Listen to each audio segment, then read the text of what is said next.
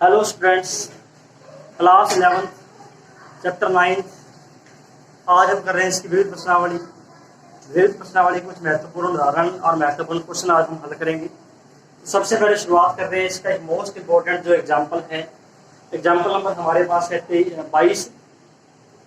क्या दिए देखो, इसमें ए बी सी गुणोत्तर श्रेणी में है। यदि ए बी सी गुणोत्तर श्रेणी में है तब ए की power 1/x equal to b raise to 1 upon y equal to c raise to 1/z। तो सिद्ध करना है x y z समांतर श्रेणी में है। पहले हमें ये दिया है कि A B C G P यानी कि गुणोत्तर श्रेणी में है। गुणोत्तर श्रेणी में है।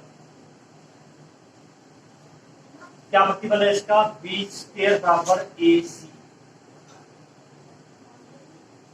बीच वाले पद का वर्ग पहले और तीसरे पद के गुणा के बराबर होता है। और हमें क्या दिया वो देखो, इसमें a की पावर 1 अपॉन x, b की पावर 1 अपॉन y, c की पावर 1 अपॉन z। ये हमें इक्वल दे रखी है। सिद्ध क्या करना है? टू प्रूव,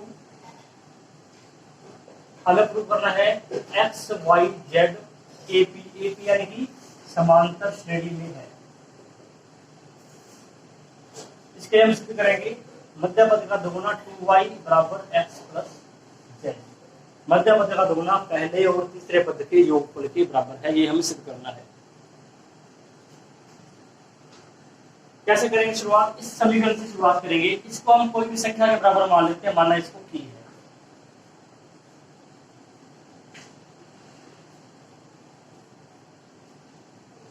यहां से अब हमें ए बी और सी के मान ज्ञात करने हैं। पहले पद को हम k के बराबर रखेंगे, a की पावर 1 अपॉन x बराबर k। दूसरे पद को k के बराबर a b raise to 1 upon y बराबर k। तीसरे पद को भी सभी को k के बराबर रख दिया हमने अलग अलग। a की पावर 1 अपॉन x बराबर k है। a का मान क्या आएगा? k की पावर x। b क्या आएगा? इसी प्रकार 1/y पावर है, इधर आकर हो जाएगी y। और c क्या आएगा? k की पावर z। 1/z पावर है, इधर आकर z पावर हो जाएगी। ये हमारे पास ए बी सी के मान आ गए। ये हम समीकरण 1 में रखेंगे। समीकरण 1 में रखने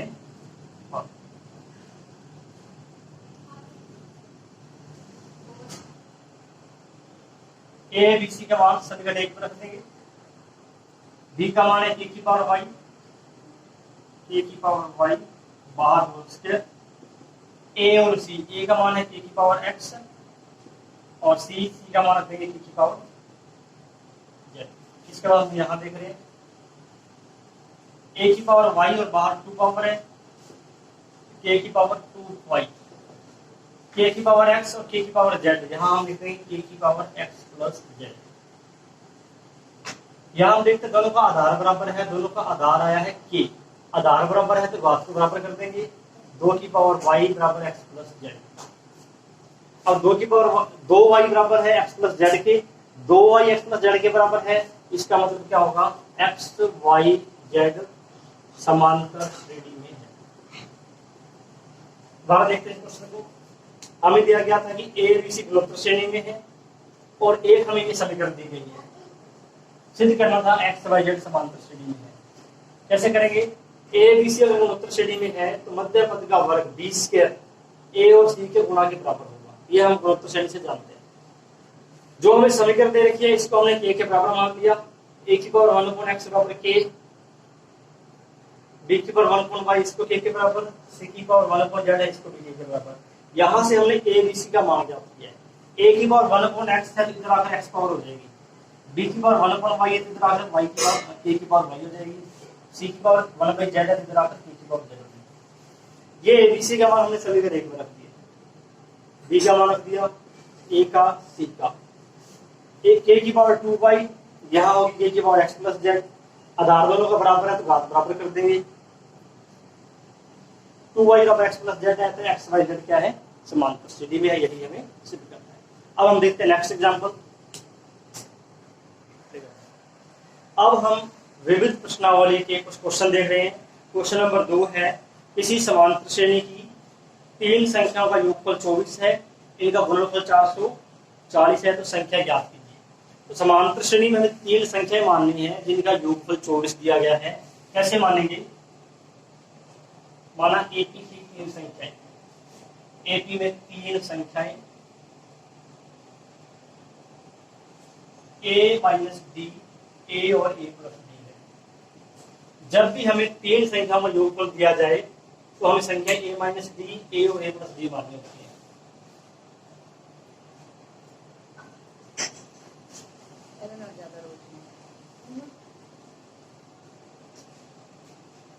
हमें अगर संख्याओं का योग दे रखा है तो इस प्रकार संख्या मानेंगे।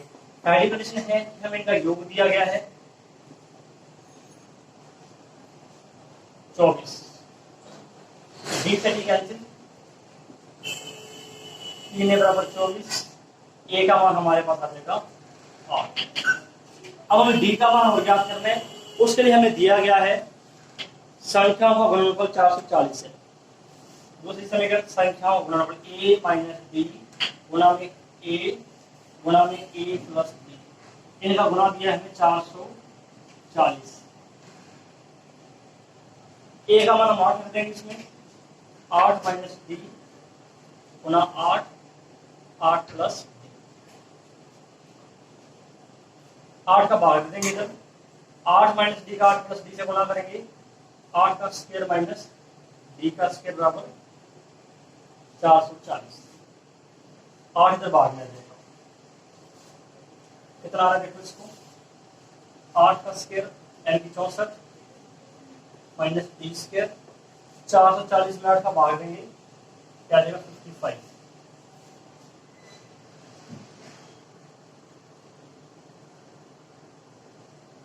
चौसठ प्लस 55 बराबर डी स्क्वायर,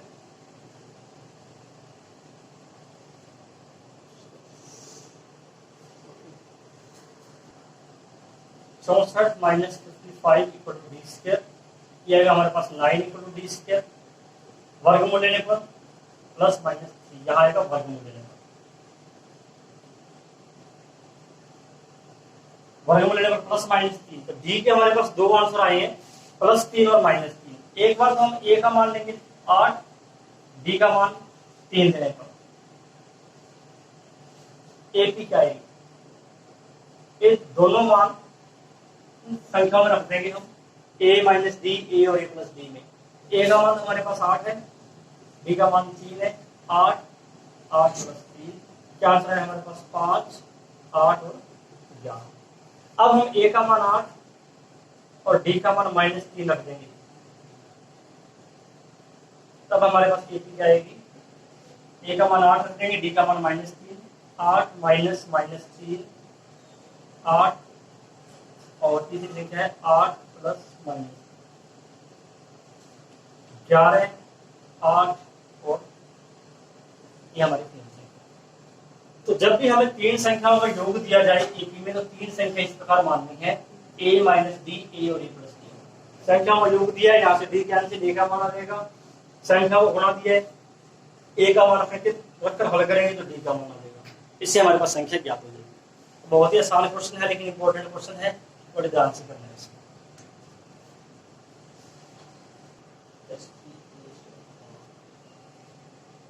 अब हम देख रहे हैं क्वेश्चन नंबर 3। एपी में n, 2n और 3n संख्याओं का योगफल s1, s2 और s3 है और एक समीकरण में सिद्ध करनी है। तो देखो पहले क्या दिया है, n पदों का योग s1 क्या आएगा, n/2 2a plus n minus 1b,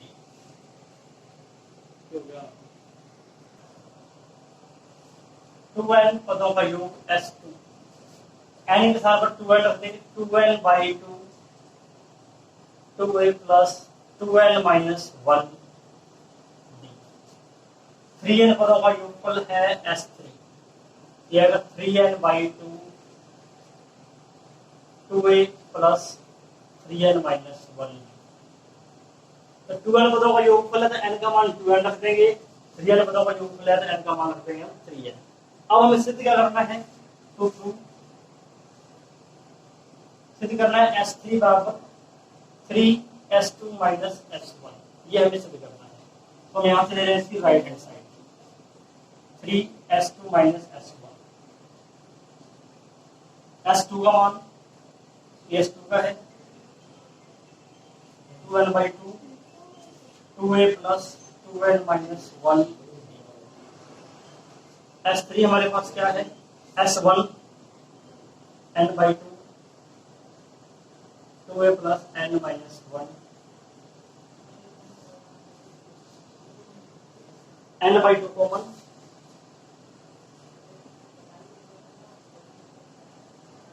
n/2 common है दोनों में, इस दो का हम गुणा कर देंगे 4a plus 2n minus 1b n/2 common minus 2a minus n minus 1। अब इसको हमने सरल करना है बस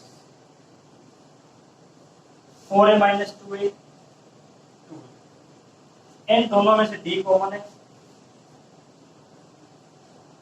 2n minus 1 minus n minus 1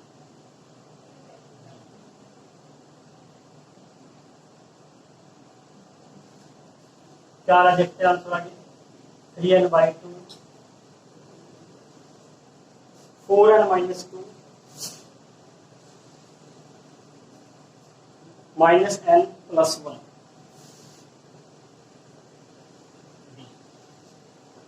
3n/2 3n minus 1। अब देखो ये जो आंसर आएगा हमारे पास, ये S3 का फॉर्मूला है, ये आ गया हमारे पास S3 यानी कि लेफ्ट हैंड साइड। n पदों का योग दिया गया S1, इस सूत्र n पदों का योगफल का 2n पदों का योगफल S2 है, तो n के स्थान पर हमने 2n रख दिया। 3n पदों का योगफल S3 है, n के स्थान पर हमने 3n रख दिया। उसके बाद ये सिद्ध करना है S3 बराबर 3s2 minus S1। 3s2 minus S1 में यानी कि राइट हैंड साइड में S2 और S1 का मान हमने सरल किया है और ये S3 के बराबर आएगा। ये हमारा क्वेश्चन होगा कंप्लीट। अब हम देख रहे हैं क्वेश्चन नंबर 9। गुणोत्तर श्रेणी का प्रथम पद 1 है, तीसरे और पांचवें पदों का योगफल 90 है, तो हमें गुणोत्तर श्रेणी ज्ञात करनी है। a बराबर हमें दिया है 1, माना सारानुपात है r, माना सारानुपात बराबर r है। तीसरा पद प्लस पांचवा पद, इनका योग दे रखा है हमें 90। a3 होगा ar² a5 ar4 बराबर 90। a का मान 1 रख देंगे, r² प्लस r4 बराबर 90, r4 प्लस r² 90 तरह के माइनस। अब हम करने से गुणनखंड, गुणा करने पर होना चाहिए 90, माइनस के 90 घटाने पर होना चाहिए 1। ये हो जाएंगे 10r² और 9r²। 10 को 9 से गुणा करेंगे 90 और घटाने पर 1 आ जाएगा। इन दोनों में 4² कॉमन, यहां से माइनस 9 कॉमन,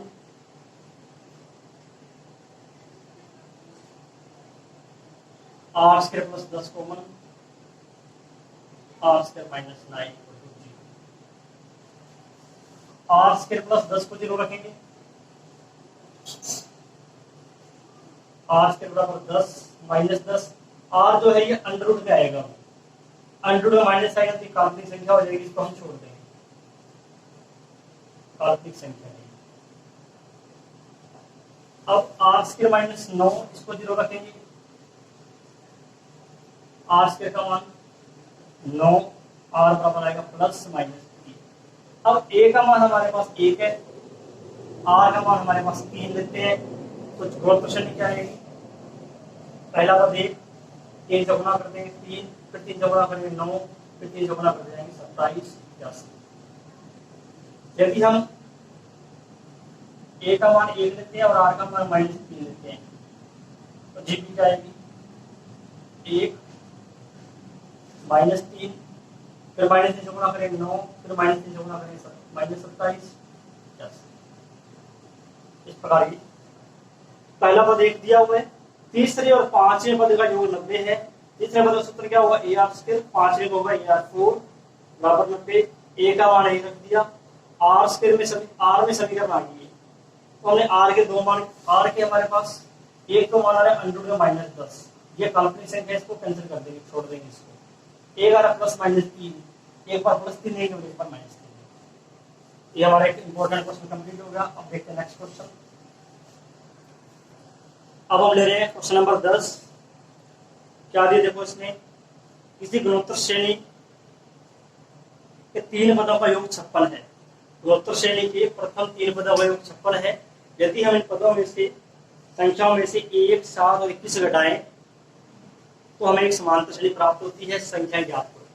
पहले तो हमें जीपी में 3 संख्याएं मान ली है। मानना जीपी में 3 संख्याएं ए आर और ए आर स्क्वायर है। अब हमें दिया इन तीनों का योगफल 56 दिया हुआ है समीकरण में। अब इनमें से क्रमशः 1, 7 और 21 घटा दूंगा। ए माइनस 1, ए आर माइनस 7। पहली संख्या में से 1 घटाएंगे, दूसरे में से 7 और तीसरी में से घटाएंगे 21। ये अब एपी में है। ये तीनों संख्या एपी में है। क्या कंडीशन है एपी की? मध्य पद का दुगुना ए आर माइनस 7 का दुगुना पहले और तीसरे पद के योगफल के बराबर होगा। A minus 1 plus a r square minus 20। इसको हमने सरल करना है। 2 a r minus 14 a plus a r square minus 22। समीकरण 1 से a plus a r square का मान देखो क्या आ रहा है। A plus a r square 56 minus a r. ये मान a plus a r square का यहाँ रखेंगे 56 minus a r minus 22। A R इधर के प्लस कर देंगे 3 ए आर 56 प्लस 14 माइनस 22।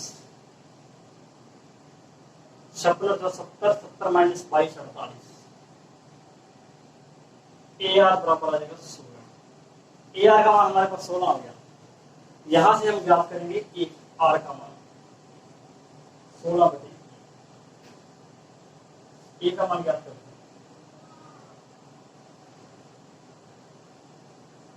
ये मान हम समीकरण 1 में रख देंगे। समीकरण 1 में रख देंगे।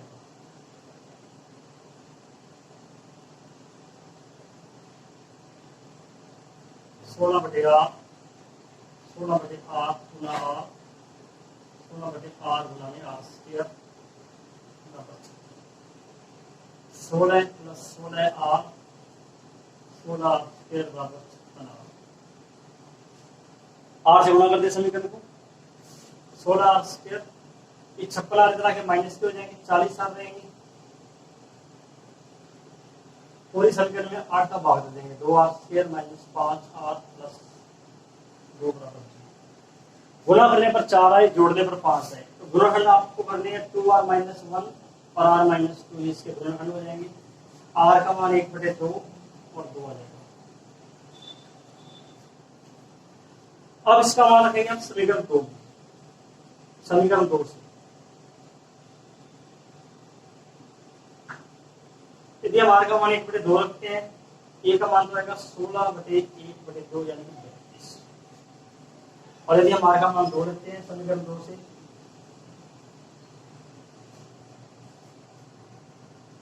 ए का मान देखो क्या आ रहा है 16 बटे 2 यानी कि। अब ए और आर के मान इन संख्याओं में रखने हैं आपको। ये संख्या ज्ञात करनी है। पहले हम ए का मान 32 रखेंगे, आर का मान 1 बटे 2 रखेंगे। फिर ए का मान 8 और आर का मान 2 रखेंगे। तीनों संख्या ज्ञात करनी है। तो संख्या आ जाएगी 32, 16 और 8। ये हमारे पास 3 संख्या आएंगी। इसका हम कर देते हैं। अब हम करें क्वेश्चन नंबर 12। समांतर श्रेणी के प्रथम 4 पदों का योगफल 56 है और अंतिम 4 पदों का योगफल 112 है। यदि इसका प्रथम पद 11 है तो पदों की संख्या ज्ञात कीजिए। प्रथम पद हमें ए दे रखा है 11। हमारा सार्वंतर बराबर है 3। प्रथम 4 पद A1 plus A2 plus A3 plus A4 बराबर दे रखा है हमें 56। A1 बराबर A, A2 A plus B, A3 A + 3D 2D और ये A + 3D बराबर है 56। A + A + A + A 4A D 2D 3D 6D बराबर 56। A का मान 11 रख देंगे, 6D बराबर 56 - 44, 6D बराबर 12 दिया जाएगा हमारे पास। पहले 4 पदों का योग तो 56 दे रखा था, वहां से हमने D का मान ज्ञात कर दिया। अब अंतिम 4 पद कौन से होंगे? अंतिम पद होगा an, इससे पहले an - 1, इससे पहले an - 2 और इससे पहले an - 3। अंतिम 4 पदों का योगफल दिया हमें 112। अंतिम 4 पदों का योगफल 112। क्या सूत्र है?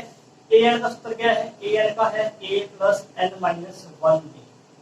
यहाँ n ले रहे तो यहाँ n - 1 आ रहा है। n - 3 में क्या आएगा? a + n - 4d, इसमें आएगा a + n - 3d, इसमें a + n - 2d और an आएगा a + n - 1d बराबर 122। 4a a + a + a + बाकी सभी में d कॉमन है, n - 4 + n - 3 + n - 2 + n - 1 d common बराबर 112। a का मान 11, n n n n 4n 4 3 7 2 9 1 10 d का मान हमारे पास है 2 बराबर 112। 44 8n - 20 बराबर 112, 8n + 24 बराबर 112, 8n बराबर आ जाएगा ये 80, n बराबर आ जाएगा 11। तो पदों की संख्या आ गई 11 हमारे पास। अंतिम 4 पद an लास्ट पद है, इससे पहले वाला n - 1 n - 2, इससे पहले n - 3, या n - 3 या तो सूत्र में n - 4 आएगा, n - 2 वाले में n - 3, n - 1 में n - 2 और an का सूत्र है a + n - 2। इसमें हमने a और d के मान के हल किया है, n का मान हमारे पास 11 आ गया। तो ये हमने विविध प्रश्नावली के कुछ महत्वपूर्ण क्वेश्चन किए हैं। आप भी कुछ क्वेश्चन की और प्रैक्टिस करें, और कोई प्रॉब्लम्स वगैरह है तो आप मुझे कमेंट बॉक्स में लिखें और इसका लास्ट पार्ट जरूर देखें।